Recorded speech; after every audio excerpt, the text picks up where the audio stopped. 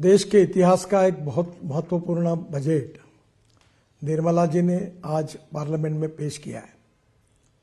ये जो बजट की विशेषता ये है कि हमारी इकोनॉमी को एक्सेलरेट करने वाला ये बजट है।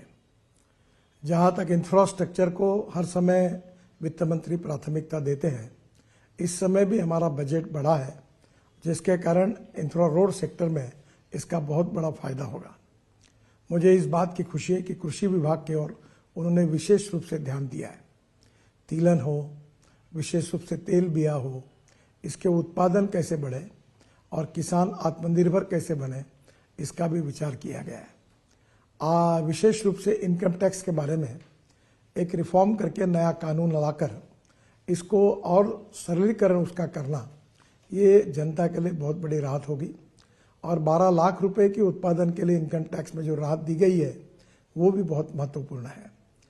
विशेष रूप से मिडिल क्लास का विचार किया गया है और मध्यम वर्गीय, उसके साथ लोअर मिडिल क्लास और गांव गरीब मजदूर किसान, इसमें रोजगार कैसे निर्माण हो और सस्टेनेबल डेवलपमेंट कैसी हो, इसका विचार करते हुए इस बजट ने पब्लिक प्राइवेट इन्वेस्टमेंट को इनकरेज किया है।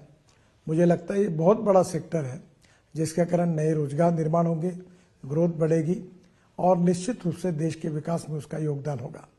जहाँ तक ट्रांसपोर्ट सेक्टर है, हम 22 लाख करोड़ के फॉसिल फ्यूल इंपोर्ट करते हैं।